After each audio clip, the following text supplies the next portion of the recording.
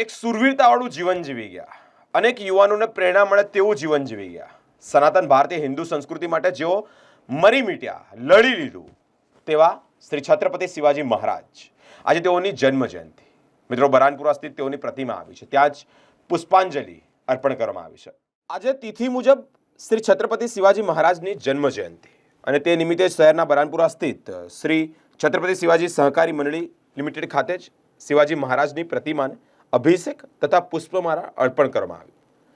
હિન્દુ હૃદય સમ્રાટ વીર શિવાજી મહારાજની આજે તિથિ પ્રમાણે જ્યારે જન્મજયંતિ હોય ત્યારે ઉજવણી સમગ્ર જગ્યાએ કરવામાં આવતી હોય છે. શહેરના બરાનપુરા વિસ્તારમાં શિવાજી ચોક આવ્યો છે અને ત્યાં જ શ્રી છત્રપતિ શિવાજી સહકારી મંડળી લિમિટેડ ખાતે જ અધ્યક્ષ ગૌરવ પવડે તથા સભ્યો દ્વારા શિવાજી મહારાજની પ્રતિમાને અભિષેક પૂજન કરવામાં આવ્યું છે, સાથે પુષ્પમાળા અર્પિત કરવામાં આવી છે. શિવાજી મહારાજને સમાજને આગળ લાવવામાં તેઓનું યોગદાનને આજે યાદ કરવામાં આવ્યું છે. આ પ્રસંગે શ્રી છત્રપતિ શિવાજી સહકારી મંડળી લિમિટેડના અધ્યક્ષ ગૌરવ પવડે જણાવ્યું હતું કે શિવાજી મહારાજ જેમણે હિન્દ સામ્રાજ્યની સ્થાપના કરી, તેની પ્રેરણાથી જ અમે આજે કામ કરી રહ્યા છીએ. આજના આ યુવાનોએ આ બાબતને ધ્યાનમાં રાખવી જોઈએ. સાથે જ અનેક માહિતી પણ તેઓએ પૂરી પાડી છે. સ્થાનમ સમારાપયામિ વૃદ્ધસ્થાનાંતરેણ શુદ્ધોદકસ્થાનમ સમારાપયામિ આચમન્યમ સમારાપયામિ પંચામૃતાનમ સમર્પયોદિતા કૃતંચૈવ મધુર પંચામૃતાનમ સમારાપયામિ પંચામૃતાનાંતરેણ થોડા ચાંગલા પાણી ઘાલા तुम्ही आता પંચામૃતાનાંતરેણ शुद्धोदकस्थानं समारापयामि आचमन्यं समारापयामि आचमन्यं समारे पाणी प्रोक्षण करा. गंगेच्या वर्षुंडा घाटले गंगेच्या यमुने जेव गोदावरी सरस्वती नर्मदे सिंधु कावेरी जल सन्निधम गुरु. શ્રી છત્રપતિ શિવાજી મહારાજની આજે તિથિ પ્રમાણેની જન્મજયંતિનો ઉત્સવ છે.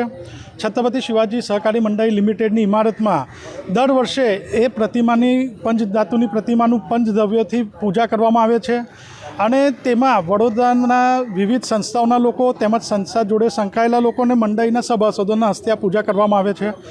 છત્રપતિ શિવાજી મહારાજ એવા યુગ પુરુષ કે જેમને સ્વરાજ્ય કેવું ચલાવવું, સુશાસન કેવું ચલાવવું એની એમને પ્રેરણા આપેલી. છત્રપતિ શિવાજી મહારાજે તેમના સમયમાં ખેડૂતો માટે આઈ જિન્નસ્કરની યોજના લાવેલી કે જેથી ખેડૂતોને સાહુકારો મારે નહીં અને એમને તેમના સમયમાં એમને સાહુકારોથી મુક્ત કરવા માટે આજથી 450 વર્ષ પહેલાં આ યોજનાઓ આઈ જિન્નસ્કરની યોજના છત્રપતિ શિવાજી મહારાજે ખેડૂતોને લોન આપવાની યોજના લાવેલી. તેની જોડે છત્રપતિ શિવાજી મહારાજ એવા યુગ પુરુષ કે જેમને આજથી 400 વર્ષ પર્યાવરણને મહત્ત્વ આપેલું અને પર્યાવરણ જાગૃતતા, પાણી બચાવો, વૃક્ષો વાવો એ 400 વર્ષ પહેલાં છત્રપતિ શિવાજી મહારાજે કરેલું. અને છત્રપતિ શિવાજી મહારાજની એક જે મહત્ત્વનો વિષય કે જે દરેક લોકોએ પૂરે અનુસરવો જોઈએ કે તેમને સર્વ જાતિ, સર્વ સમુદાય, પછાત બધાને જોડે લઈને હિન્દી સ્વરાજ્યની સ્થાપના કરેલી.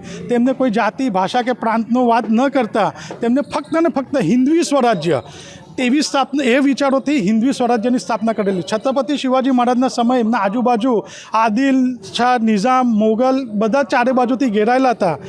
તેનામાંથી એમને અટકથી કટક તક સુધીનું હિન્દવી સ્વરાજ્યનું સ્થાપન કરેલું. તેમાં તેમની જોડે મુસલમાનો એમના અંગરક્ષકો હતા અને બધા જ જાતિના, જે આજે લોકોનું ઘણા બધા લોકો જાતિવાદ પર વેચાય છે, પણ છત્રપતિ શિવાજી મહારાજે ખેડૂતો, પછાતો, દલિતો બધાને લઈને હિન્દવી સ્વરાજ્યનું સ્થાપન કર્યું. જે આજની આ જે આપણે સિસ્ટમ છે તેમને અનુસરવું જોઈએ, તેમના વિચારોને અનુસરવું જોઈએ. છત્રપતિ શિવાજી મહારાજના સમયમાં તેમની માતાએ એક મહિલાઓની બી એક સેના બનાવેલી કે જેમના પ્રમુખ હતા દીપાઈ બાંદલ.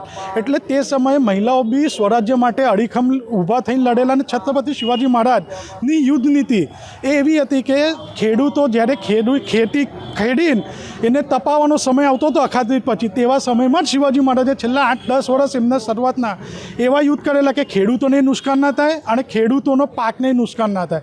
અને ખેડૂતો એ યુદ્ધ લડીને પાછા આવતા હતા અને પછી ચોમાસાથી પાછી ખેતી કરતા હતા. એવી દીર્ઘદ્રષ્ટિ છત્રપતિ શિવાજી મહારાજની હતી.